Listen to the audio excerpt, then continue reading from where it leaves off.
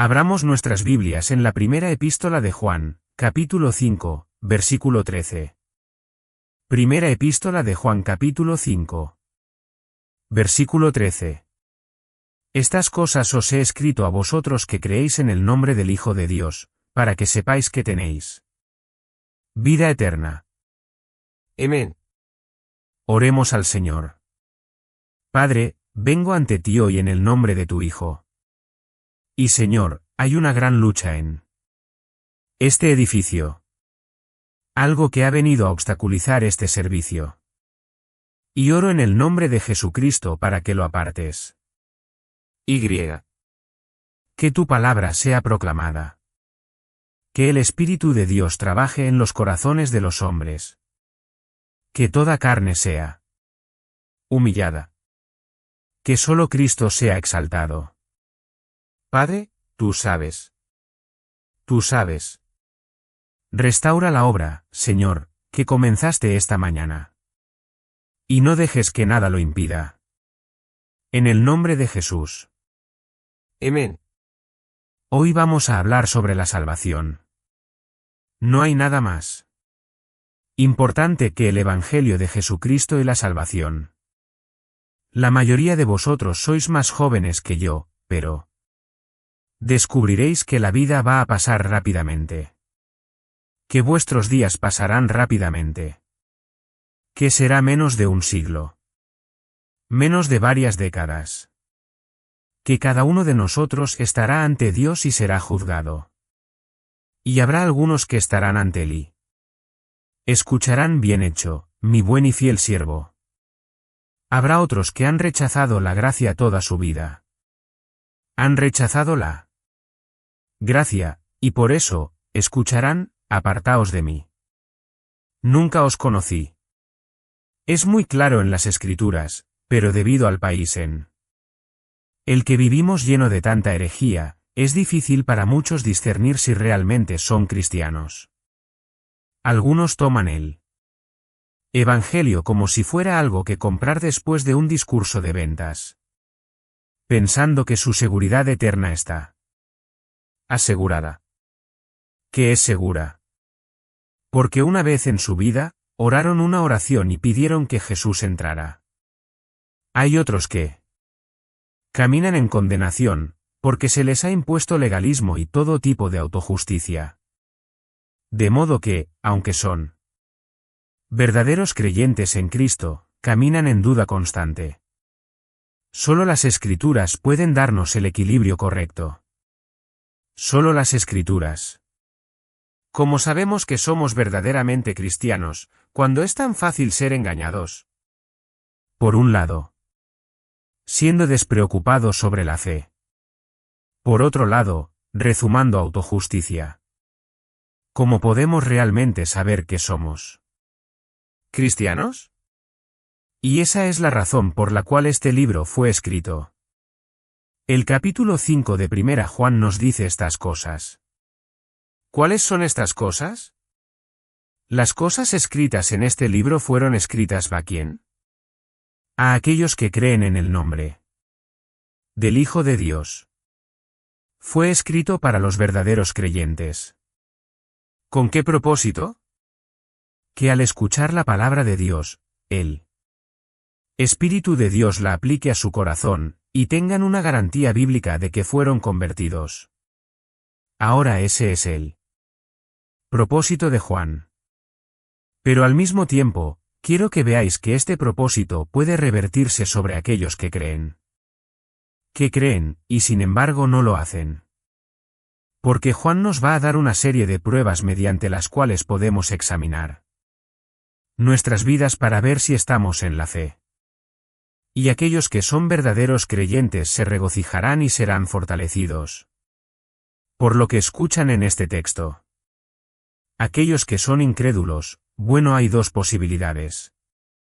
Que sus corazones estén tan endurecidos que escucharán estos estándares, se juzgarán a sí mismos, y aún así tendrán paz. O sus corazones se romperán, y comenzarán a ver. No lo conozco. No lo conozco. Ahora, antes de llegar a estas pruebas, quiero hacer una pequeña introducción de esta manera. ¿Cómo sabemos que somos cristianos? Hay un sentido, y podemos mirarlo lógicamente. Pero con una lógica verdadera y honestidad. La Biblia promete esto, porque tanto amó Dios al mundo que dio a su único Hijo, para que todo aquel que cree en él no perezca sino que tenga vida eterna. Hay verdad proposicional aquí. Hay afirmaciones que se están haciendo, y esas afirmaciones son estas. El que cree en Cristo tiene vida eterna. Y entonces, hay lógica. Hay razón. Te preguntas. ¿Creo? ¿Confío en Cristo solo? ¿O estoy confiando en Cristo más algo? Muchos oyen. Día afirman tener fe en Cristo, y sin embargo, cuando los presiono, eventualmente se remontan a su propia autojusticia. Pero el verdadero creyente, déjame decirlo de esta manera.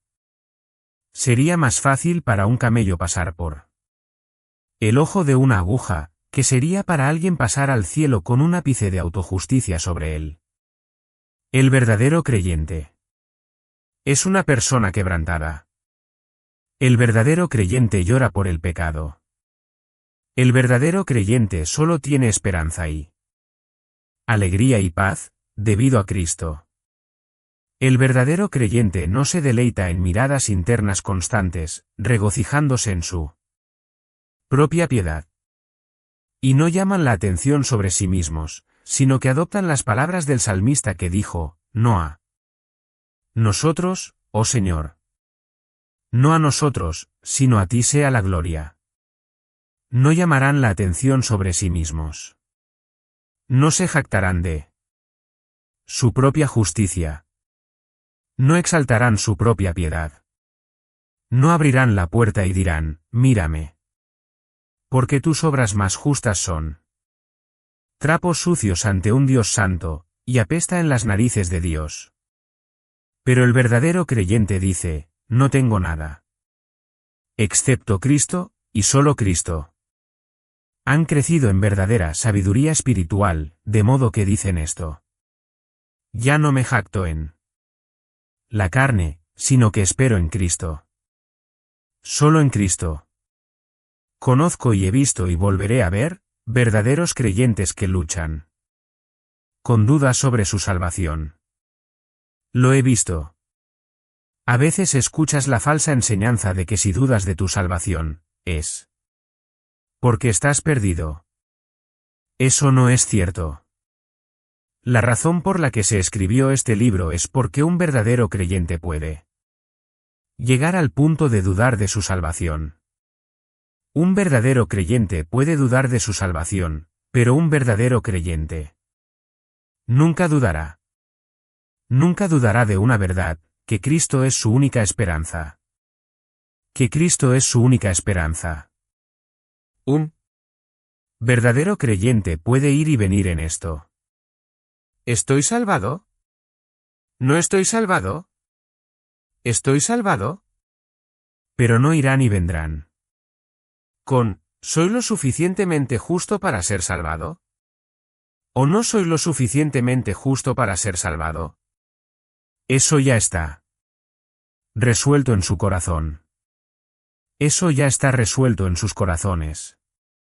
Ahora, versículo 13. Estas cosas os he escrito a vosotros, que creéis en el nombre del Hijo de Dios, para que sepáis que tenéis vida eterna. Mencioné en la introducción que hay un sentido en el que sabemos que creemos basándonos en la razón. Sabemos que estamos salvados basándonos en la razón. La promesa está ahí, y yo la creo. Pero hay otra manera. Y esa es el testimonio del Espíritu dentro de nuestro propio corazón. Ahora principalmente ese testimonio es la gran transformación que comienza a obrar en nosotros a lo largo de todo el curso de nuestra vida. Pero también hay un testimonio subjetivo del Espíritu. Sé que el día que me convertí, que estaba salvado. Sabía que era hijo de Dios. Hubo una seguridad. Hubo una paz. Sí, era subjetivo, pero no menos real. Algo me sucedió. Fue más que solo la adopción de una moralidad. Fue más que solo comenzar una nueva ética, y fue más que solo unirme a algún movimiento religioso o maniobra. Algo sucedió dentro de mí. Y cada verdadero creyente tendrá ese testimonio. Con algunos puede ser más dramático que con otros, pero no menos es una cosa sobrenatural, la obra de la salvación. Y si hemos sido convertidos, habrá algo de ese testimonio sobrenatural dentro de nosotros. Es la obra del Espíritu que mora en nosotros. Ahora inmediatamente la gente quiere decir, pero el corazón puede ser engañado. Y no deberías seguir las emociones y todas esas cosas. Y eso es cierto, pero aún así no podemos eliminar lo subjetivo de la vida cristiana. Algo sucedió. El creyente dice, cambié ese día. Algo inexplicable me sucedió. Estaba en tinieblas. Se hizo luz. No tenía paz. Estaba lleno de paz. No conocía el amor de Dios, y el amor de Dios fue derramado en mi corazón. Así que tenemos la idea de la razón. Tenemos la idea de lo sobrenatural. Algo ocurrió en nosotros. Algo cambió en nosotros. Y luego tenemos nuestro texto aquí. Lo que Juan básicamente va a hacer se basa en la doctrina de la regeneración. No puedes entender la primera epístola de Juan a menos que entiendas la doctrina de la regeneración. ¿Y qué es esa doctrina? Que la salvación es más que solo una decisión humana. Que cuando alguien es verdaderamente convertido, Dios cambia su naturaleza. Cambia su corazón, y escribe en su corazón sus leyes. Esa es la promesa de todo. El nuevo pacto. En la historia de Israel, vemos a Israel siendo sacado de Egipto, ¿y qué vemos? Les son dadas las leyes. Tabletas de piedra. Algo externo. Y luego vemos nada más que una historia de desobediencia. Y luego llegamos a Jeremías. 100 años más tarde, y Dios profetiza.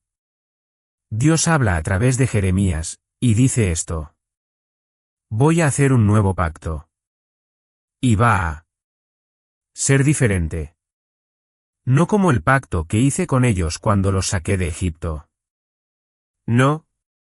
No va a ser yo dándoles tabletas de piedra externas.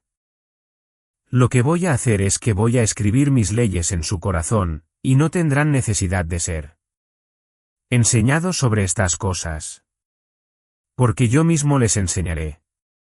Y ellos serán mi pueblo. Y yo seré su Dios. Así que, tenemos a Pablo diciendo en 2 de Corintios capítulo 5. Si alguno está en Cristo, es una nueva creación.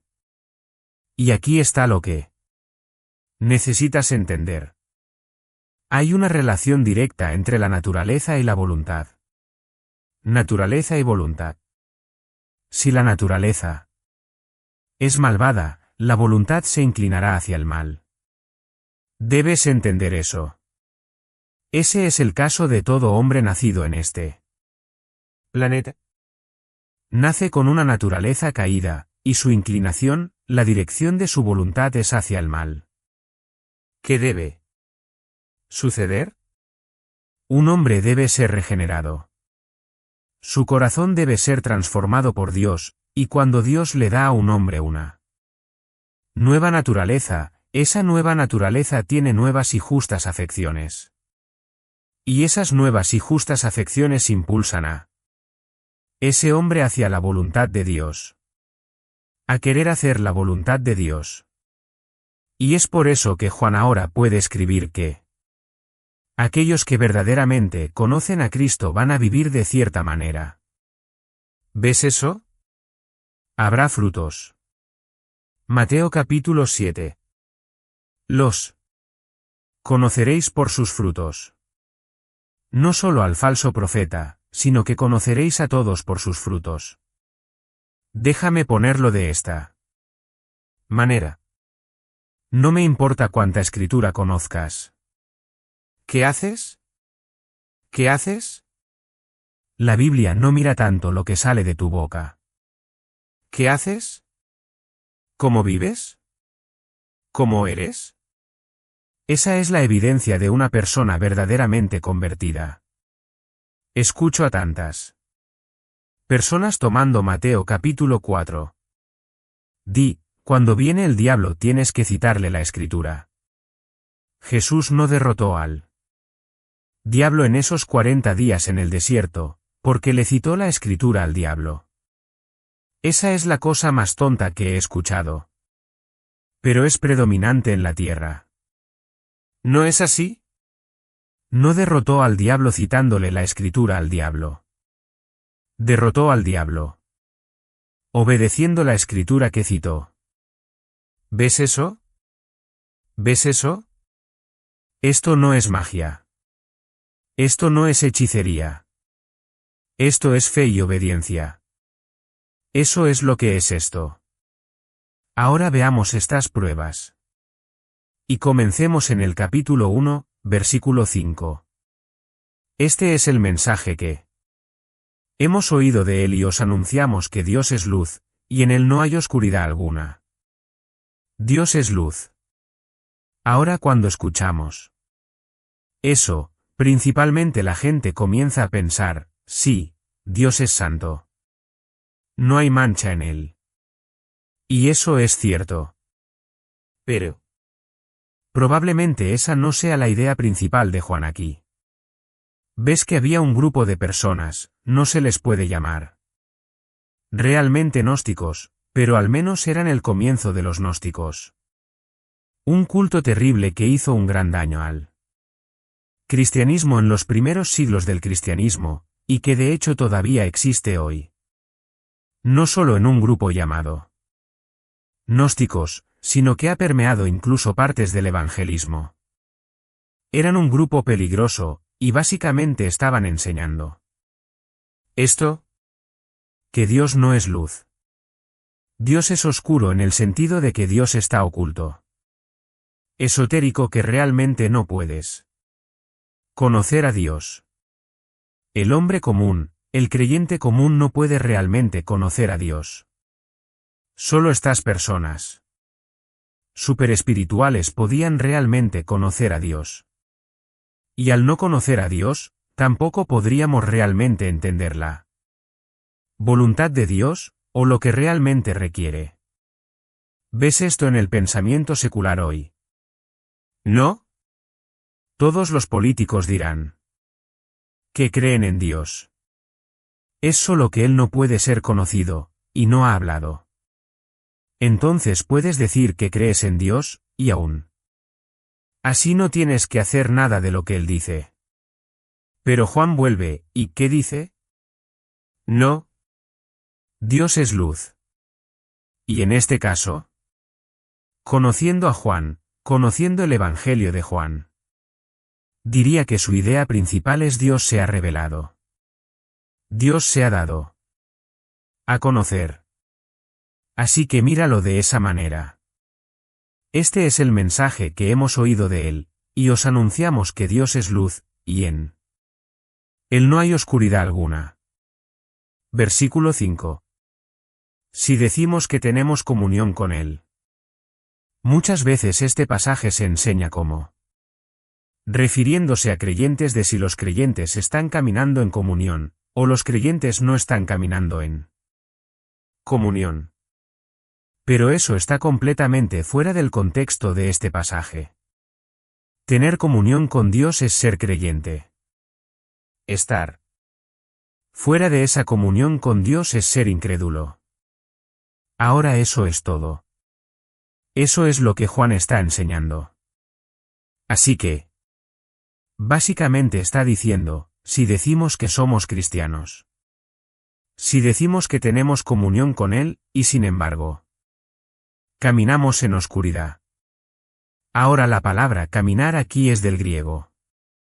Peri, ¿qué significa alrededor? Y pateo, ¿qué significa? Caminar.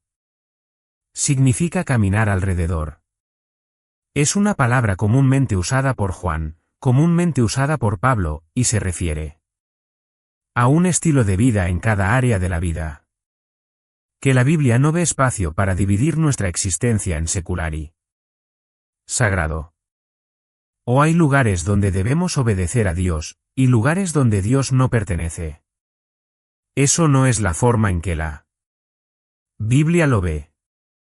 Que todas las cosas pertenecen a Dios, y que nuestro estilo de vida, si es honesto, si es verdadero, practicaremos nuestra religión en cada lugar por donde caminemos. Entonces él dice, si decimos que tenemos comunión con Él, que somos creyentes, y sin embargo caminamos. ¿En qué? Que nuestro estilo de vida está inmerso en oscuridad. Ahora, ¿qué es oscuridad? No es lo que piensas. Es más malvado de lo que realmente crees, y es menos malvado de lo que realmente crees. Piensas que oscuridad tendría que ver con algo que tendría que ver con satanismo, o brujería, o ateísmo. No. La idea aquí es esta. ¿Qué es luz? Revelación de Dios. ¿Qué ha revelado Dios? Nos ha dicho quién es Él, y nos ha dicho lo que ha mandado. Eso es luz. Sabemos que tenemos luz arrojada sobre quién es Dios. Tenemos luz arrojada sobre cuál es la voluntad de Dios. El que camina en oscuridad camina de una manera que contradice lo que Dios nos ha dicho sobre él mismo, y contradice lo que Dios ha dicho sobre su voluntad. Eso es lo que significa caminar en oscuridad. Ahora, quiero que veamos algo, porque tenemos que tener mucho cuidado aquí.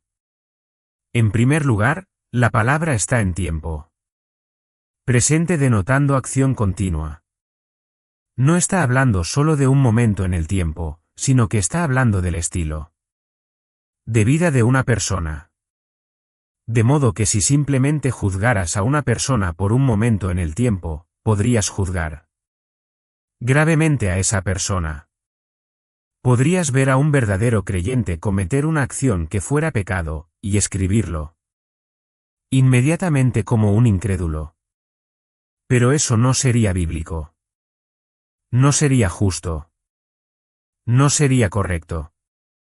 O podrías ver a una persona con una moralidad grotesca, y odio hacia Dios. Podrías verlos, y en un momento verlos hacer algo de una acción justa, y llegar a la conclusión de que son creyentes. Así que ves que ambos momentos del tiempo aoristo, esos puntos en el tiempo son engañosos. Pero de lo que la Biblia está hablando es de mirar todo su estilo de vida. Cómo viven durante el curso completo de sus días y durante el curso completo de todas sus actividades. ¿Cómo viven? ¿Ves eso? Ahora aquí está la pregunta para ti. ¿Caminas en oscuridad? Y date cuenta de esto, podrías caminar en oscuridad y ser muy moral. Caminas de una manera que contradice lo que Dios ha revelado sobre su naturaleza, sobre quién es Él. Caminas de una manera que contradice lo que Dios ha revelado sobre su voluntad. ¿Es tu estilo de vida una contradicción a la voluntad de Dios? ¿O está de acuerdo con la voluntad de Dios? Podríamos establecerlo de esta manera si quisiéramos volver al libro de Efesios. ¿Caminas de acuerdo con el curso de este mundo, de esta época? ¿Vas con la corriente? ¿Caminas en contra del curso de este mundo con tus ojos puestos en la voluntad de Dios y siendo conforme a la imagen de Dios? Así que esa es la primera cosa que debes responder. Y estas pruebas, antes de ir más lejos, también son muy importantes para los padres. Porque un niño criado en un hogar piadoso en su mayor parte dirá, creo. Creo. Creo. Y si un niño dice, creo. Nadie debería mirar a ese niño y decir, no. No lo haces. No deberíamos aplastar el fuego que está dentro de ellos. Pero. También, no seas apresurado en tu afirmación de esa fe. Lo apropiado sería decir, si crees estás salvo. Pero observemos tu vida. Examinémonos a nosotros mismos a la luz de la Escritura, hasta que llegues a una plena seguridad de tu fe, basada en la palabra escrita de Dios. ¿Ves eso? Solo una cosa práctica aquí para la iglesia y para los padres. Otra cosa muy apropiada para hacer. Algo que es muy útil. Cuando un niño dice, creo. Como quieren participar en la cena del Señor, o quieren ser bautizados después de ver un bautismo. Bueno, ¿puedo hacer eso también? Siéntate y discute el asunto con ellos. Pero luego diles, aquí está lo que quiero que hagas. Domingo, ve a los ancianos. Ve a los ancianos, y habla con ellos. Bueno papá, ¿vendrás conmigo? No. No. No lo haré. Si realmente crees que el Señor ha obrado en tu vida, habla con el hermano Anthony y el hermano Mark. Y luego organiza una reunión con ellos para que puedan discutir estos asuntos contigo. Es una manera realmente práctica de ver que alguien quiere ser bautizado solo porque todos los otros niños fueron bautizados. Es una manera realmente práctica de ver que alguien quiere estar en la cena del Señor solo porque vieron a otro niño de su edad en la cena del Señor. ¿Por qué no querrías que tus ancianos participaran en esto? ¿Su consejo? Y cuando ves a un niño que dice, entonces a los ancianos iré porque he sido convertido. ¡Guau! Y sientan y explican su fe, y explican lo que Dios ha hecho en sus vidas. Ahora eso es algo. Ahora, solo un pensamiento práctico. Y entonces la primera prueba es esta. Un verdadero creyente caminará en la luz como estilo de vida. Caminará de acuerdo con lo que Dios ha revelado sobre su naturaleza y su voluntad. Ahora, si tomas mis palabras en serio en este momento, deberías estar temblando. ¿Por qué? Porque los creyentes, los verdaderos creyentes, los creyentes más maduros, pecan. Incluso en la vida más piadosa, a menudo son 2 pasos hacia adelante y 3 pasos hacia atrás. Entonces, ¿qué hacemos? ¿No somos cristianos? ¿Estamos todos condenados? ¿Hemos perdido todos nuestra seguridad esta mañana? Porque nadie camina constantemente, continuamente, de acuerdo con lo que Dios nos ha dicho sobre él mismo o su voluntad. Y si crees que lo has hecho, puedo asegurarte que ahora realmente has fallado la prueba. No eres cristiano. Estás engañado. Entonces, ¿a dónde vamos desde aquí? Bueno, solo necesitamos seguir leyendo, porque ahora Juan va a tratar ese problema. Mira en el versículo 8. Si decimos que no tenemos pecado, nos engañamos a nosotros mismos, y la verdad no está en nosotros. Ahora aquí hay algo que es muy importante. Cuando dices que Dios es oscuro, que no nos ha dicho quién es realmente, y que realmente no puedes conocer su voluntad, entonces es muy fácil empezar a creer que estás sin pecado. Cuanto más oculto está Dios a los hombres, más autojusticia vas a encontrar. Y cuanto más los hombres realmente conocen y proclaman a Dios, más humildad ante Dios vas a ver. ¿Ves eso? Entonces estos creyentes, ahora han escuchado. Que sí. Eres un verdadero creyente, caminarás de acuerdo con la naturaleza y la voluntad de Dios. Y están sentados allí, pero... Juan, hemos pecado. Todavía pecamos. Luchamos con el pecado. Odiamos nuestro pecado, pero pecamos, Juan. Entonces Juan les da otra prueba. Si decimos que no tenemos pecado, nos engañamos a nosotros mismos, y la verdad no está en nosotros. Así que una de las grandes evidencias de que eres verdaderamente cristiano no es que ya no peques, sino que ahora reconoces tu pecado, y lo ves como pecado. De hecho, si no reconoces tu pecado como pecado, y no lo ves como pecado, es evidencia de que no eres creyente. Entonces él dice, si decimos que no tenemos pecado, nos engañamos a nosotros mismos. Y la verdad no está en nosotros. La verdad de Dios implantada por el Espíritu Santo simplemente no está en nosotros. Versículo 9.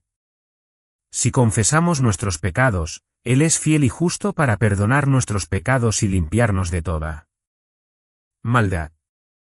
Si confesamos nuestros pecados, ¿cuál es una de las mayores evidencias de un verdadero creyente? Reconocen el pecado en su vida, y lo confiesan. Lo confiesan. Están marcados por la quebrantación, y están marcados por la confesión. Pero no pienses que la vida cristiana es simplemente mirar tu pecado, estar quebrantado por él, y confesarlo. No. ¿Por qué? Cuando miramos nuestro pecado, y confesamos nuestro pecado siendo quebrantados por nuestro pecado, también experimentamos ¿qué? La gracia de Dios, y la alegría de nuestra salvación no en nuestras propias obras, sino en las obras de Cristo en nuestro favor. ¿Ves eso? Ahora, ¿qué significa confesión? Señor, perdóname mis pecados. No, eso no es lo que es confesión. Eso es pedirle al Señor que te perdone tus pecados, pero eso no es confesión. Oh, Señor, si he pecado. De alguna manera perdóname. Eso tampoco es confesión. ¿Qué es confesión? Viene de la palabra griega que significa como mismo. Y confesar. Homologao es confesar lo mismo. Ahora, ¿qué significa eso? ¿No es el ministerio del Espíritu Santo hablarnos sobre nuestro pecado? Es su ministerio. Convencer no solo al mundo, sino también a nosotros de nuestro pecado. Entonces, digamos que nos levantamos por la mañana, y hemos sido impacientes con uno de nuestros hijos. O hemos sido impacientes con nuestra esposa. O hemos sido fríos hacia alguien. Incorrectamente fríos hacia alguien. Y al salir de la casa, o salir del edificio, el Espíritu Santo comienza a tratar con nosotros trayendo quizás la Escritura a la mente. Mostrándonos que hemos pecado. Y entonces el Espíritu Santo dice, has pecado. Has sido impaciente. La confesión es cuando estás de acuerdo con lo que Dios ha hablado. Lo que dices sobre mi Dios es verdad. He pecado. He sido impaciente. ¿Ves eso? Es hablar lo mismo. Es estar de acuerdo con Dios sobre tu pecado. Eso es confesión. Eso es confesión. Y el verdadero creyente, están marcados por ella. Están marcados por ella. Pero déjame mostrarte cómo funciona. Porque hemos hablado de revelación. Ahora, estamos hablando de confesión. Una persona camina por este mundo. Es un incrédulo sin él. Está en oscuridad. Y de repente alguien predica el Evangelio a él, y el Espíritu Santo obra en su corazón, e ilumina su mente. Y ve a Dios como nunca lo había visto antes. Y a la luz de esa luz, se ve a sí mismo como nunca se había visto antes. Y ve su pecado como nunca había visto su pecado antes. Y está quebrantado como nunca había estado quebrantado antes. Sin embargo, no se arrepiente hasta la muerte. No es un quebrantamiento hasta la desesperación, porque en esa revelación de Dios, ve a Cristo y al Calvario como nunca lo había visto antes. Y confía, cree, y luego, ¿qué pasa? Está lleno de alegría. Cambia su vestidura de cilicio y cenizas por la vestidura de alegría. Ahora, como creyentes, ¿qué pasa? ¿Qué pasa como creyentes? A medida que creces, eres un creyente completamente nuevo, y comienzas a estudiar las Escrituras. A medida que estudias las Escrituras, la naturaleza de Dios. La naturaleza de Dios revelada en sus mandamientos. Su justicia. Su santidad. Comienza a mostrarte más y más y más de tu pecado, lo que lleva a una quebrantación cada vez mayor, lo que lleva a una confesión más profunda. Y esa confesión profunda se convierte en una alegría más profunda, de modo que al final de tu vida eres más santo que cuando comenzaste, y al mismo tiempo eres más quebrantado que cuando comenzaste, y al mismo tiempo eres más alegre que cuando comenzaste. Y ha ocurrido un gran intercambio. En lugar de ahora jactarte de tu desempeño, que apesta en las narices de Dios, ahora te jactas en la obra terminada de Cristo solo. ¿Ves eso? Confesión. ¿Cuál es una de las mayores evidencias de que verdaderamente te has convertido? Es confesión. Eso no quiere decir que un cristiano no tenga victoria. Tienen victoria. Eso no quiere decir que un cristiano solo esté salvado en su pecado. No. Está salvado de su pecado. Dios obra en su vida y comienza a cambiarlo. Pero sepan esto, nunca alcanzarán un punto de perfección hasta el día que crucen a la gloria. Está marcada ¿Tu vida por la confesión? ¿Está marcada tu vida por la confesión? ¿Ves el pecado de una manera diferente ahora? ¿Te lleva a estar de acuerdo con Dios, y confesarlo? Y a veces incluso confesar pecado a un hermano o hermana en Cristo, ¿a quién has hecho daño? Déjame darte otra ilustración. Esto ayudará a algunos de ustedes, creo, que luchan en esta área. No es que no confiesen. Es solo que a veces tu lucha con el pecado te hace dudar de que hayas sido convertido. Un hombre es incrédulo. Se está preparando para salir a la oficina. Está nevando afuera. Llega tarde. Está dejando caer papeles de su maletín. Tiene que pasar por la cocina. No tiene tiempo para comer. Ni siquiera una taza de café. Está miserable. Alcanza la puerta. Va a correr a la oficina, y en ese momento su esposa lo llama y dice, saca la basura. Sin siquiera pensar, el hombre gira y dice, ¿qué te pasa? Saca la basura tú. ¿No sabes que llego tarde? Tengo un trabajo que hacer. Tengo toda esta presión sobre mí. Saca tú la basura. Y sale por la puerta totalmente justificado.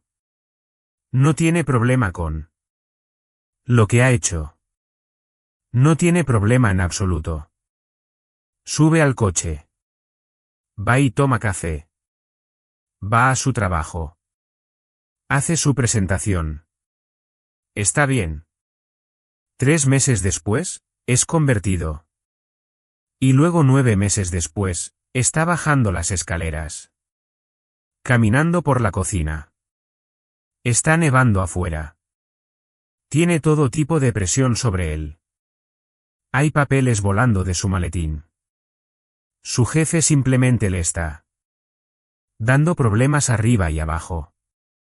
Se está preparando para salir, y de repente su esposa baja las escaleras detrás de él y dice, saca la basura antes de irte. Y sin siquiera pensar, él gira y dice, ¿qué te pasa? Saca la basura. ¿No ves? Tengo una cita. Estoy dejando caer papeles. Tengo tanta presión sobre mí. Dices, bueno hermano Pablo, ¿qué pasó entonces? Quiero decir, ¿cómo que hizo la conversión por él? ¿Qué hizo la conversión? En el momento en que giró, y en el momento en que esas palabras comenzaron a salir de su boca, fue como si alguien tomara un cuchillo y lo clavara directamente a través de su corazón. Y él se resiste a ello. Recoge sus papeles. No se disculpa. Sabe que está mal. Está aún más furioso ahora. Sale por la puerta. Está miserable. Está miserable. Sube a su coche. Va a conducir. No puede ni siquiera conducir el coche. Está miserable por lo que ha hecho. Se resiste a ello. Llega a la oficina. Tiene que entrar y hacer su presentación, y finalmente solo mira a su equipo y dice, miren. Estaré ahí en un minuto. Estaré ahí en un minuto. Y. Se arrodilla. Oh Dios, perdóname. Y cuando termina allí, toma su teléfono celular y dice, esposa, lo siento mucho por lo que he hecho. Perdóname. No puedo entrar ahí a menos que me perdones. ¿No crees que eso es poderoso? ¿No crees que eso es sobrenatural? Te lo digo, lo es. Algo le ha pasado a este hombre. Y gradualmente, comenzará a salir más y más y más. Llevará un tiempo. Pero cuando su esposa baja y dice, saca la basura. Diga, no puedo ahora mismo. Oh, está bien. Lo haré. Porque ya no estás consumido por ti mismo. Dios ha obrado en su corazón. ¿Ves eso? De eso estamos hablando. Por eso no puedo soportar estos extremos. Un extremo donde puedes ser despreocupado sobre el pecado. Sí. Soy creyente. Y luego otro extremo. Bueno, pecaste así que estás perdido. Ambos son mortales. ¿Ves? Puedes caminar 1000 millas en esa dirección, y 1000 millas en esa dirección y estar en la falsedad. Pero caminar en la verdad es como caminar sobre el filo de una navaja de afeitar. Y hay zanjas a ambos lados, y puedes caer en ellas. Evita los extremos. Somos un pueblo cambiado. Podemos decir eso. Si un cristiano alguna vez pone en su camiseta, cambiado. Entonces diría que es un hereje, a menos que ponga en la parte de atrás, y todavía cambiando. Fundamentalmente, por naturaleza hemos cambiado. Pero el despliegue de ese cambio será toda una vida. Será toda una vida y no perfeccionado hasta la gloria. Entonces, ¿cuál es una de las evidencias de que estamos convertidos? ¿Verdaderamente convertidos? Bueno, déjame ponerlo de esta manera. Alguien me dice que tengo una nueva relación con Dios. Le pregunto esto. ¿Tienes una nueva relación con el pecado? Porque la evidencia de que tienes una nueva relación con Dios, es que tienes una nueva relación con Él. Pecado. Es como la ilustración del matrimonio. Tengo una nueva relación con ella. Bueno, entonces eso significa que Tienes una nueva relación con todas las demás mujeres en este planeta. Una relación de no.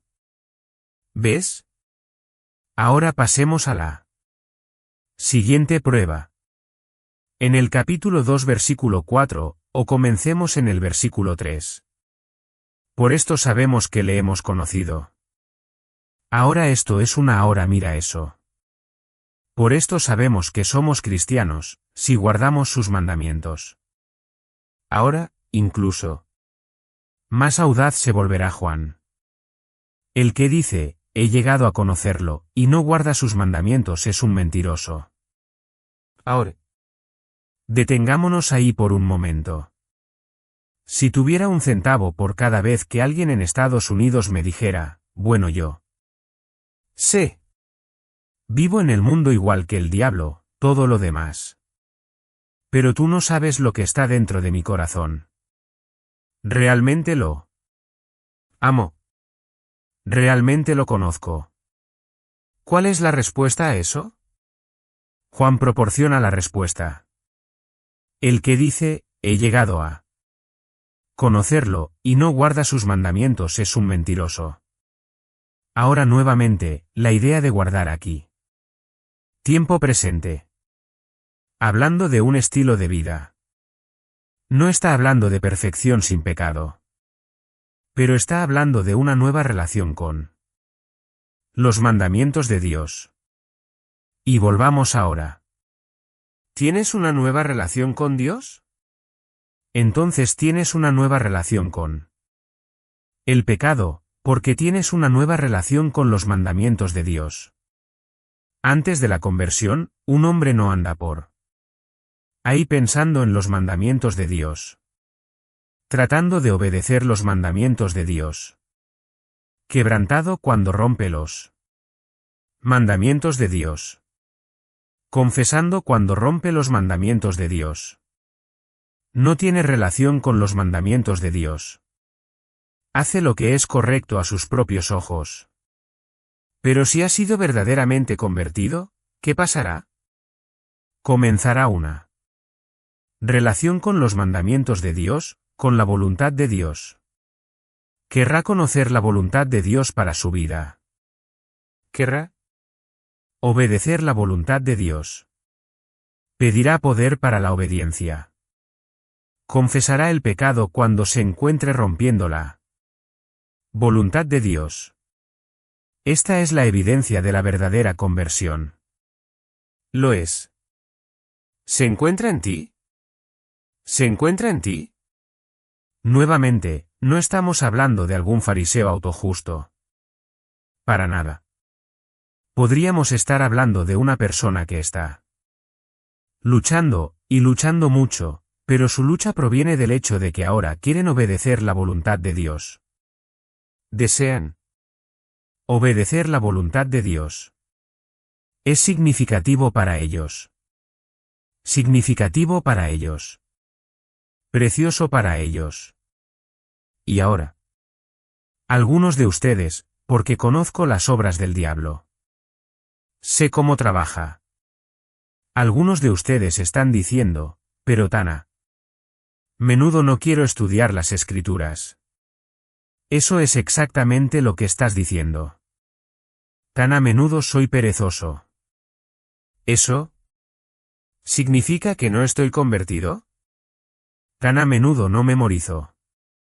Tan a menudo no abro la Biblia. ¿Eso significa que no estoy convertido?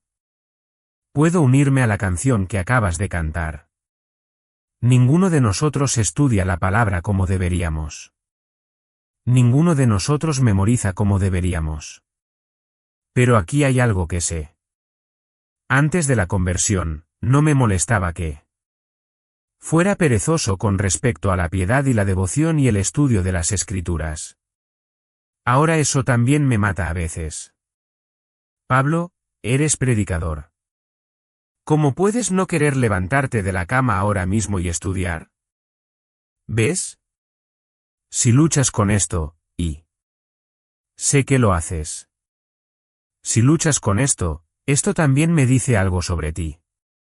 ¿Ves, si los hombres son verdaderamente radicalmente depravados, y no hay virtud ni deseo de Dios en ellos aparte de una obra del Espíritu?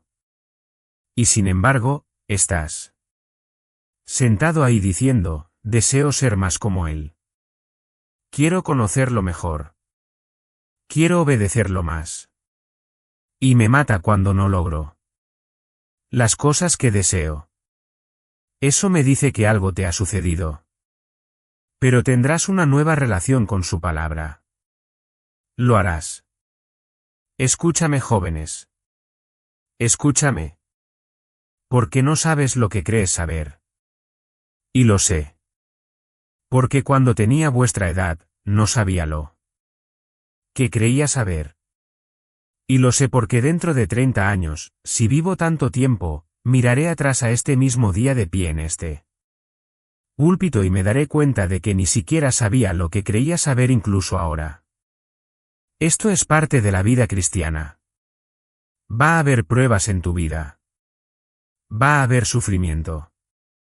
Va a haber caminar por caminos durante días e incluso años, que nunca deberías haber caminado. Y Dios va a permitir que todo eso suceda. No porque le disgustes, sino porque te ama. Va a permitir que todas esas cosas sucedan para que poco a poco, toda tu propia confianza y tu propia sabiduría se vuelvan nulas. ¿Ves eso? Y ya no harás como hizo Israel en el libro de los jueces, haciendo lo que es correcto a tus propios ojos, sino que buscarás vivir por sus mandamientos. No por lo que ves. No por lo que sientes. Ni siquiera por lo que piensas, sino por así dice el Señor. Se convertirá en la guía de tu vida. Para que si Él dice quédate, te quedas. Si Él dice corre, corres. Si Él dice camina, caminas. Ahora pasemos a otra prueba. Versículo 6 del capítulo 2. El que dice que permanece en él debe andar de la misma manera que él anduvo. He leído esto antes y he visto miradas en las caras de las personas, si leo sus caras correctamente, en las cuales al escuchar este texto fue el clavo final en su ataúd. ¿Qué quieres decir? ¿El que está salvado caminará como él caminó? No estamos hablando de Juan aquí. Ni siquiera estamos hablando del apóstol Pablo. Estamos hablando de Jesús. El hombre perfecto sin mancha, sin defecto, sin contaminación. Siempre haciendo la voluntad de su Padre. El único que pasó a la gloria basado en su propia justicia. Estás diciendo que para ser cristiano, debo caminar como él camina, ¿o esa será la evidencia de ello? Bueno, eso es lo que dice Juan. Eso es lo que dice claramente. Dice, el que dice que permanece en él, debe andar de la misma manera que él anduvo. Bueno, ¿qué significa eso? Nuevamente, no estamos hablando de conformidad perfecta. De lo que estamos hablando es de telos, fin, objetivo, línea de meta. De lo que estamos hablando aquí, ¿cuál es el gran objetivo de tu vida? ¿A quién quieres parecerte?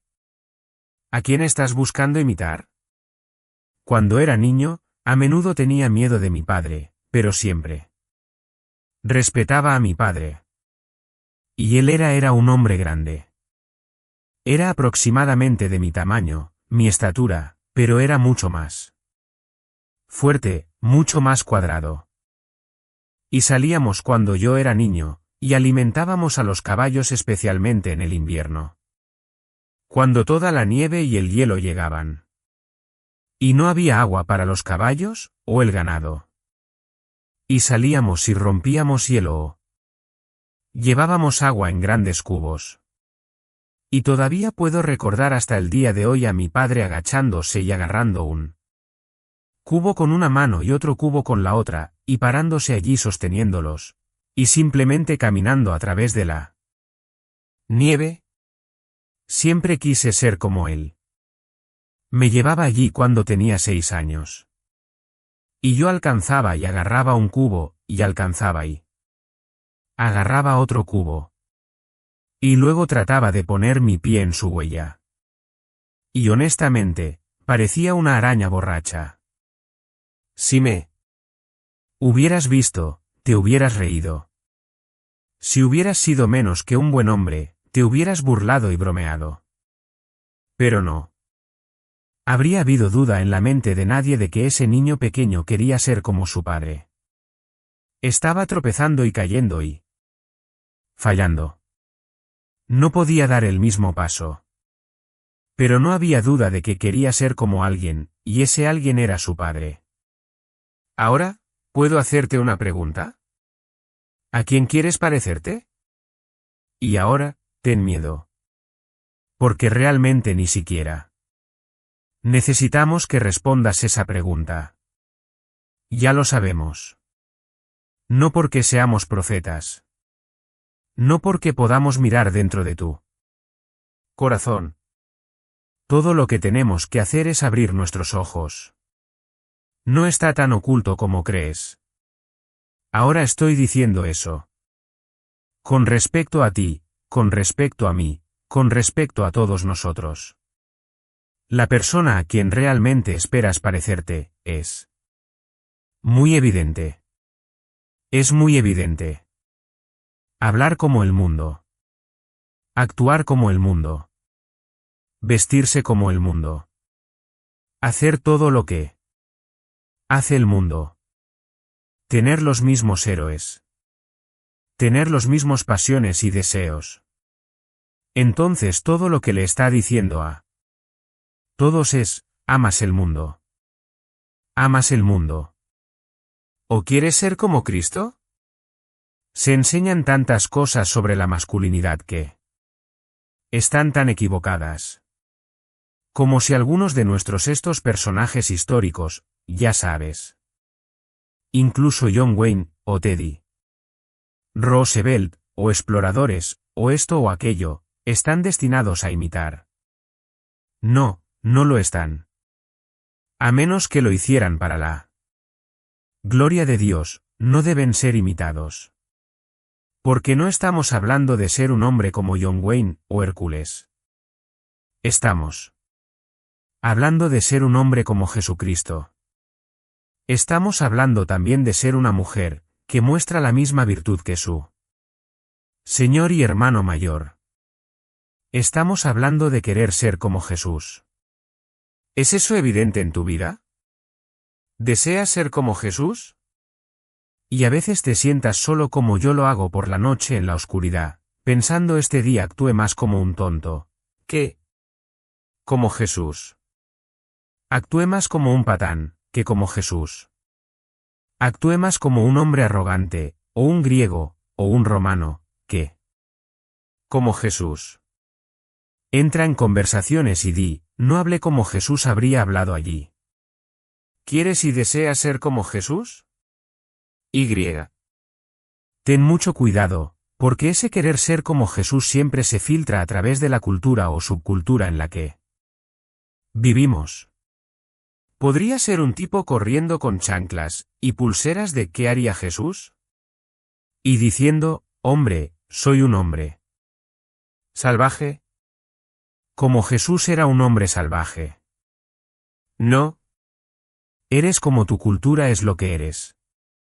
O gente vistiéndose como si todavía viviéramos en la época de orgullo y prejuicio y decir, me veo como Jesús se veía. No. Lo siento, no llevaban esas ropas. Cuando Jesús vivía. No estamos hablando de esas clases de cosas. Estamos hablando de lo que realmente somos. Lo que realmente hacemos. Como realmente pensamos. ¿Ves eso?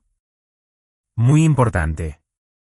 Ahora vamos a la última prueba, y cerraremos. Versículo 7. Amados, no os escribo un mandamiento nuevo, sino un mandamiento antiguo que habéis tenido desde el principio. Y un mandamiento antiguo es la palabra que habéis oído. Por otro lado, os escribo un mandamiento nuevo, que es verdadero en él y en vosotros porque la oscuridad está pasando, y la verdadera luz ya está brillando. Ahora, si has estado en nuestro estudio del miércoles por la noche, sabes que este es uno de mis versículos favoritos en toda la Biblia. ¿Por qué? Simplemente lo encuentro intrigante. Porque Juan va, ya sabes, no os escribo un mandamiento nuevo. Y. Luego se da la vuelta y dice, os escribo un mandamiento nuevo.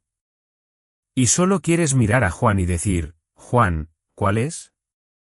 ¿Estás escribiendo un mandamiento antiguo o un mandamiento nuevo? Él dice, no. Estoy escribiendo ambos. ¿Qué quiere decir? Y si pudieras meditar sobre este texto y captar un atisbo de él, porque no puedo explicarlo bien. Ni siquiera lo que está en mi propio corazón al respecto. Él está diciendo que el mandamiento de amar es un mandamiento antiguo. Ha estado desde el principio. Siempre ha estado. La marca de alguien que conoce a Dios es el amor. Es un mandamiento antiguo, pero es un mandamiento nuevo. ¿De qué manera? Cuando Jesús vino, nos reveló una expresión tan alta de amor. Es como si el amor nunca hubiera sido hablado antes. Lo llevó a un nivel tan alto, que es como si fuera un mandamiento completamente nuevo. Y lo hizo. ¿Lo hizo? ¿Y qué dice él aquí? Él dice, y me encanta esto. Por otro lado, versículo 8. Os escribo un mandamiento nuevo, que es verdadero en él y en vosotros. Juan, es verdad en mí. ¿Cómo? Él dice, porque la oscuridad está pasando y la verdadera luz ya está brillando. La oscuridad está pasando, y la verdadera luz está brillando. ¿Y qué significa eso? Tiene mucho que ver con la revelación, pero también tiene mucho que ver con la santificación. Las cosas viejas están pasando. Hay un sentido en el que ya han pasado todas. Vives en un reino completamente diferente, en una esfera completamente diferente. Segunda de Corintios 5. Pero el despliegue de eso, a medida que avanzas con el Señor, Él será fiel. Él será fiel. ¿Para hacer qué? Para asegurarse de que cada vez más oscuridad esté pasando y más luz esté brillando. ¿Y cómo sabrás cuándo eso suceda? Bueno, una de las principales formas en que lo sabrás, es cómo amas a las personas. Al menos cómo aprendes o estás aprendiendo a amar a las personas. La cosa que más. La cosa que veo en una luz tan nueva como nunca antes la había visto, aunque podría haber dicho lo correcto con mi boca, fue que en el nuevo pacto, el amor lo es todo. Realmente no sé lo que digo cuando digo eso. Realmente es cierto, que sí. Amas al Señor tu Dios con todo tu corazón, alma, mente y fuerzas, y amas a tu prójimo como a ti mismo, estarás cumpliendo la ley de Dios. Y la mayor expresión de madurez bíblica es el amor. Realmente lo es. Así que, un hombre puede correr por selvas siendo perseguido por enemigos. Un hombre puede regalar todo lo que tiene varias veces. Un hombre puede desgastarse, pero si no tiene amor, no es nada. No hace nada. No logra nada. ¿Cuál es una de las mayores evidencias de que eres creyente? Que amas. Y solo para que sepas cuán importante es esto, ya sabes la advertencia que Cristo nos da en el juicio de las naciones de las ovejas y las cabras. Que hay una separación. Y la gente malinterpreta ese pasaje. Leen ese pasaje y dicen, este pasaje prueba que necesitamos, ya sabes, dar comida a los hambrientos y vestir a los pobres y visitar a la gente en prisiones y tener un ministerio en prisiones. Eso no es lo que significa ese versículo en absoluto. Eso no es lo que significa ese pasaje en absoluto. Ahora necesitamos alimentar a los pobres, y necesitamos tener ministerios en prisiones, y necesitamos hacer todas esas cosas. Pero eso no es de lo que ese texto está hablando en absoluto. ¿Ves cómo puedes citar un texto, y simplemente sacarlo totalmente de contexto? Jesús no está diciendo, era un asesino en prisión, y me visitaste. Eso no es lo que está diciendo. ¿Qué está diciendo? Todo el asunto es el despliegue del amor por otros cristianos. Eso es de lo que trata todo el asunto. Dices, ¿qué quieres decir? Déjame darte una ilustración. Nos reunimos en un bosque fuera de Roma. Somos una religión criminal. Somos cristianos. Y la reunión se rompe alrededor de las 11 de la noche, y todos sabemos tomar caminos diferentes de regreso a la ciudad. Te vas a casa. Te vas a la cama. Alrededor de las 4 de la mañana, alguien está golpeando tu puerta. Abres la puerta y es uno de los creyentes. Dice, tienes que reunirte de nuevo en el bosque. Ven. Así que te vistes. Tomas tu camino de regreso al bosque. Hay una reunión allí. Todos los creyentes. ¿Qué pasó? Uno de los ancianos se levanta y dice, 2 de nuestros hombres en el camino de regreso fueron atrapados por los soldados. Fueron encontrados con algunos escritos. Fueron engañados y ahora están encarcelados. Han sido golpeados y arrojados a la cárcel. Bueno, muchas prisiones. Alrededor del mundo, quizás no lo sepas. Si alguien del exterior no te trae medicinas y comida y ropa, vas a morir. Y. Entonces dijeron, tenemos que hacer algo. Y 2 jóvenes creyentes saltan inmediatamente llenos de celo, como algunos de ustedes chicos universitarios llenos de celo. Llevaremos la ropa. Iremos. Iremos, conseguiremos la medicina. Iremos, llevarlo. Y luego un tipo mayor como yo se levanta y dice, maravilloso. Pero siéntate un segundo. No sabes lo que estás diciendo. Ves, cuando vayas y lleves esa medicina y esas ropas y todo lo demás, y lo lleves a esa prisión, van a saber que tú también eres creyente. Y si lo hacen, y no están sintiendo, no están de muy buen humor. Te van a golpear, despojar y arrojar a la cárcel. ¿Sabes lo que estás diciendo cuando dices que iré? Y luego un grupo se levanta, desde algún lugar en la iglesia. Salta un grupo de personas y dice, esto es simplemente estúpido. Esto es ridículo. Estamos cansados de esto.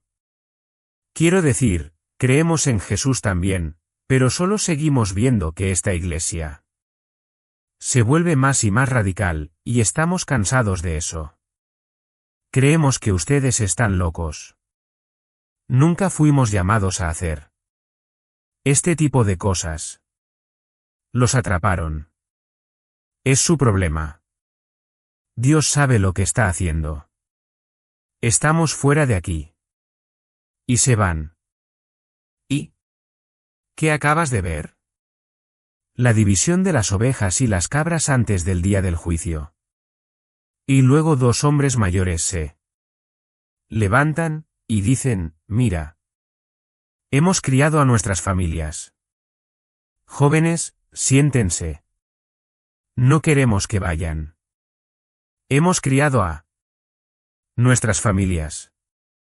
Nuestros hijos han crecido. Danos las cosas. Y así todas las personas corren de regreso a sus hogares. Son pobres. Son esclavos. Consiguen medicinas. Van a comprar. Hacen todo lo que pueden hacer. Se sacrifican. Todo. Carne de vuelta en el bosque. Y los dos ancianos llevan la comida y la ropa y la medicina para ir a ministrar a los hermanos en prisión. Eso es de lo que Jesús está hablando. Básicamente está diciendo esto. Una de las mayores, si no la mayor evidencia de que crees en Él, y de que lo has reclamado como Señor, es que amas a los hermanos. Amas a los hermanos. Ahora sé que hay personas en esta iglesia, tantos hermanos y hermanas queridos en Cristo que están convertidos, que harían eso. Lo sé. Y eso es maravilloso. Y lo que voy a decir ahora, iglesia, no es de ninguna manera para despreciar eso. Sé que lo harían. Pero iglesia, recuerden esto.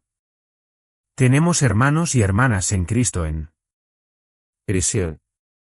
Tenemos hermanos y hermanas en Cristo en necesidad. Y quizás como cuerpo, deberíamos prestar más atención a eso. ¿No crees? Sé que hay personas aquí que darían todo lo que tienen para ayudar a un hermano o hermana en Cristo. Sé que lo harían. Pero como yo, al igual que yo, a menudo olvidamos. ¿No es así? ¿Cuántos de nuestros hermanos y hermanas en Cristo están sufriendo y necesitados? Y necesitamos estar poniendo eso delante de nosotros todo el tiempo. ¿Cómo podemos ayudar? ¿Cómo podemos ayudar? ¿Qué podemos hacer? Alguien me dijo hace mucho tiempo, ¿vives en Estados Unidos? No. Tienes que prescindir.